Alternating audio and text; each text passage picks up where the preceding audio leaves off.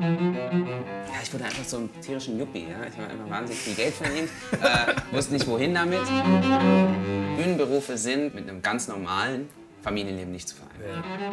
Ja. Ehrlich gesagt glaube ich, dass die Kartoffeln überlaufen. Ja. Okay, ihr sagt, du bist ein Zauberer.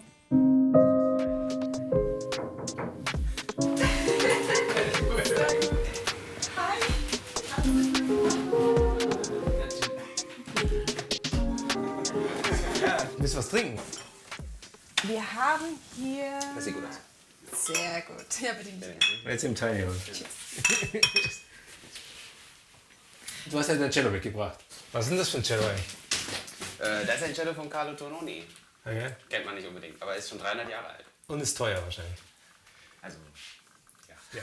Okay. Ich bin ja auch, habe auch mal in dunklen Uhrzeiten Cello studiert und das Größte für den Cellisten sind natürlich die Bach-Suiten.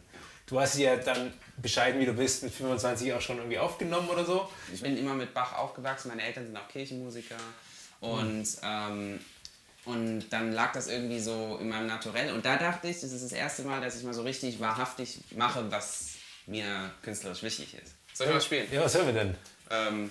Wirst schon merken. Evergreen.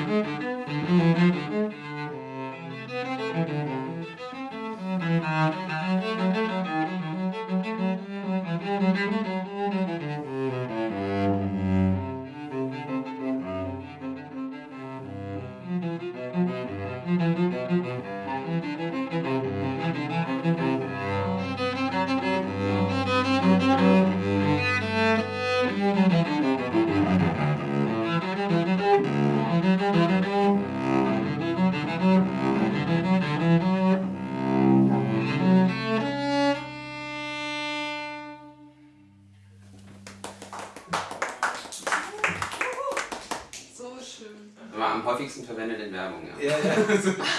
Also, es ist so schlicht, aber so herrlich einfach. Ja. Du hast ein Rezept mitgebracht. Was kochen wir denn heute? Ja, ich komme ja aus Frankfurt ursprünglich, Frankfurt am Main, und irgendwie kommen wir nie ohne Frankfurter grüne Soße aus. Da hat natürlich auch jede Familie so sein eigenes Rezept. So auch ihr, die Enders? Aber wir machen das erstmal ein bisschen traditioneller. Die geheimen Tipps, die kann ich jetzt natürlich nicht verraten. Ne? Ja. Aber als erstes gehen jetzt die Kartoffeln rein. Schon wieder falsch gemacht. Alles falsch. Kaum angefangen, schon falsch. Ich sage mit gerade mal 20, du warst 20, oder? Als du im Studium warst und du wurdest auf einmal Solo-Cellist von der Dresdner Staatskapelle. Es muss echt krass gewesen sein, auf einmal in so eine Führungsposition zu kommen. Wie war das für dich? Ja, man muss es so ein bisschen einordnen. Ne? Also wir fangen natürlich früh an, klar. Also, ja, wenn ich mal kurz also aus meiner Sicht ist es wie, weiß nicht, Kapitän werden bei FC Bayern mit 20. Für die Fußballfans und so. Oder? Okay, ja, wir können die Analogie nehmen.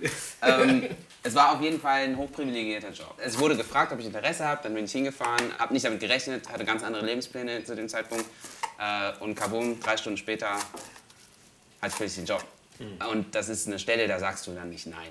Ja, es ging auch durch die Presse. Also es ging durch die Presse, war so eine Sensation, weil noch niemand so jung diesen Job gelandet hat. Ja, gut, aber ich hätte mir irgendwie zu einem bestimmten Zeitpunkt doch mal gewünscht, ein wenig mehr Reife zu haben. Ne? Dass ich dann doch dachte, ein bisschen Lebenserfahrung kann hier nicht schaden. Ne? Letztlich hat das auch mit dazu bewirkt, dass ich dann ein paar Jahre später gesagt habe, ich will noch mal in die Freiheit und schmeiße alles hin.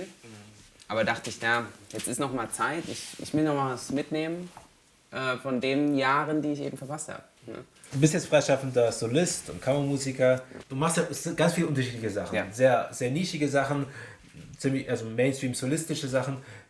Wie entscheidest du, welches Projekt du machst? Es geht darum, dass ich gerne in die Position käme, die absolute Kontrolle zu haben oder die absolute Wahl darüber zu haben, was ich mache. Ja, das ist natürlich ein Privileg, was nur ganz, ganz, ganz wenige haben. Ja. Und es gibt aber Gott sei Dank mittlerweile bei mir im Kalender eigentlich nur Projekte, die ich gerne mache oder bereit bin zu tun. Ich mache viele, viele Dinge und es ist deshalb vielleicht auch schwieriger, mich in so eine Kategorie zu stecken. Du kannst jetzt nicht sagen, ja, das ist jetzt der Solist oder das ist jetzt der Kammermusiker oder so. Ja. Ich weiß, dass der Markt das manchmal gerne verlangt oder dass auch ein Instagram-Profil irgendwie sehr eindeutig sein soll. Wollte ich gerade fragen, hast du eigentlich ein Team, das dich unterstützt bei der ganzen Sache oder machst du alles alleine? Also Korrespondenz alles alleine, Kommunikation alles alleine. Und in Branding geht es ja schon auch darum, irgendwie, dass man sich so irgendwie seine Nische sucht, sich selbst profiliert. Ich möchte für mich einfach in den Dingen, die ich tue, das gut machen. Und wenn mein Qualitätsmerkmal in Anführungszeichen das ist, dass ich eben viel mache und alles mache, dann ist das mein Profil. Ja. Du machst ja durchaus auch echt abgefahrene Projekte. Zum Beispiel hast du die gesamten Cello-Werke von Henze einstudiert. Wir hören jetzt, glaube ich, eines davon. Ja, Franz-Werner Henze, kurz zum Abriss, ist vor 10 Jahren gestorben, war wahrscheinlich Deutschlands bedeutendster Nachkriegskomponist. Sehr kontrovers, hatte ein frühes Outing als homosexuell und war so total gegen die Mainstream-Avantgarde. Seine Botschaften, die er hatte, sein Pazifismus und all diese Fragen, die er auch gestellt hat zu der gesellschaftlichen Norm und Anerkennung, gerade vielleicht in unserem konservativen Musikbusiness, sind alles berechtigte Fragen, die halt immer noch aktuell sind. Was ich jetzt gerne spielen will, ist ein Stück Epitaph, eine Grabinschrift. Die hat er für Paul Dessau geschrieben, als sein Kompositionskollege gestorben ist. Und letztlich möchte ich dieses Werk, was ganz kurz ist für Cello allein, eigentlich widmen all denen, die jetzt in diesen ganzen Krisen, die wir durchleben, eben ihr Leben lassen mussten. Ja? Letztlich muss jede Botschaft ans Herz gehen.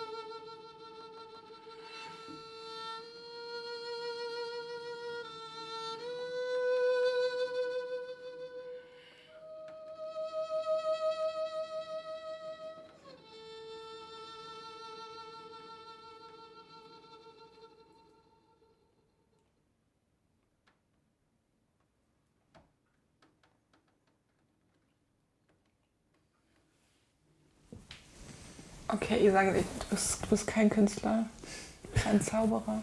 Das ist nicht nur schöne Musik, das ist irgendwie, da steckt so eine Trauer und so eine Hoffnung zugleich drin, das ist unglaublich. Boah Leute, ich bin so durch, ich brauche jetzt Essen.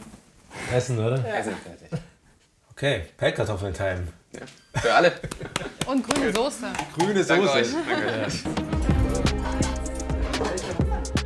Danke. Ja.